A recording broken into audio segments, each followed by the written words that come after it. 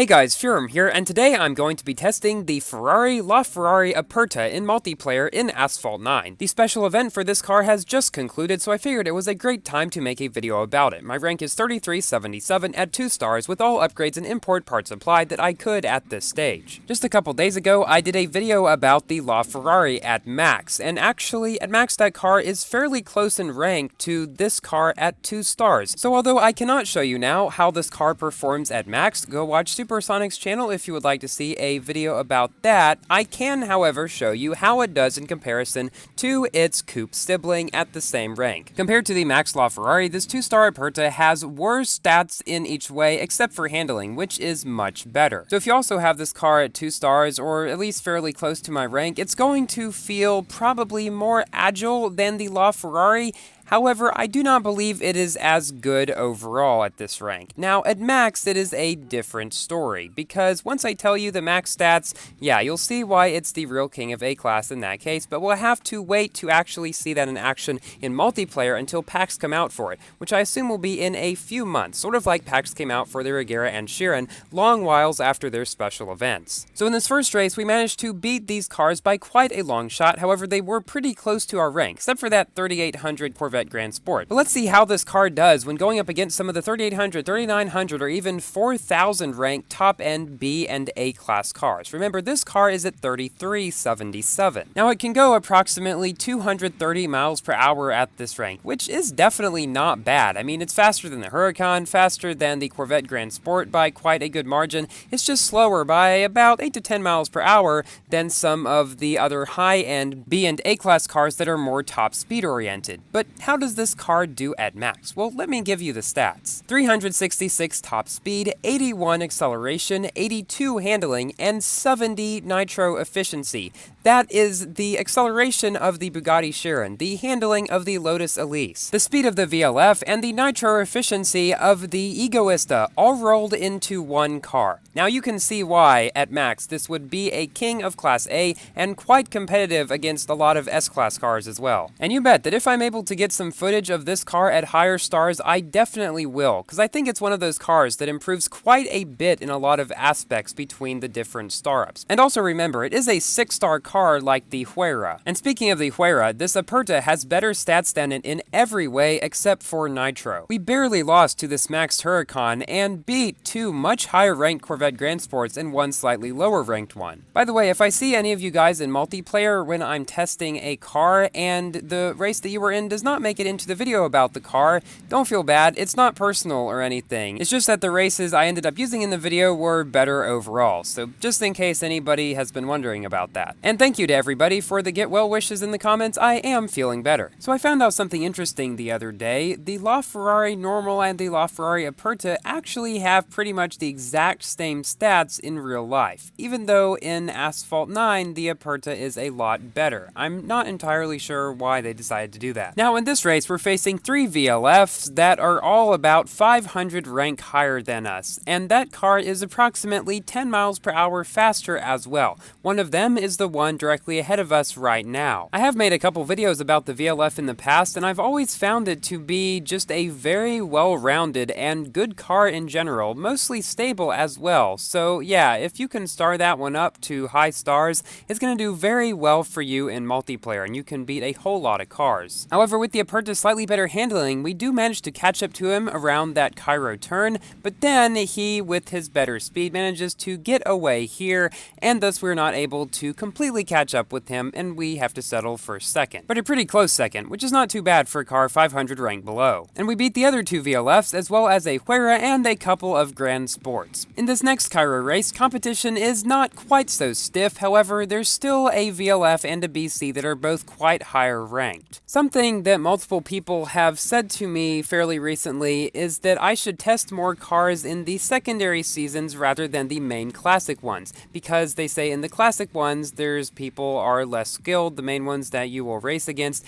and if you play in the secondary ones that are more specialized, you'll race better players. That is definitely true. However, there are a couple issues that keep me from playing in those seasons all the time rather than in the classic ones. First of all, the car picking is very limited there. So if there's a car that came out, like the Aperta recently that I want to make a video about, and it's not available in the secondary season, well, I kind of have to test it in the classic season. Also, if I have a car that is relatively low starred for its class, then I still will be facing cars 500 rank above me that are much faster and stuff, and thus I still get good competition. Even if the players themselves might not be super skilled, their cars are a lot better in a lot of cases, so I still feel like I have good competition in that case. Also, sometimes it is easier to reach higher leagues and therefore test better cars quicker in the Classic Series. Now that's not always the case, but however it may be, I will definitely try to record races in those secondary seasons if I can. Just know that that's not always the best thing for me to do. So we came in first in that race, but let's see how we do here against two much higher ranked VLFs. So a lot of people have been asking me recently, what is up with the whole Blue Rabbit thing? Because there was that security live stream thingy that apparently got hacked, and then a whole bunch of the social media apparently got hacked.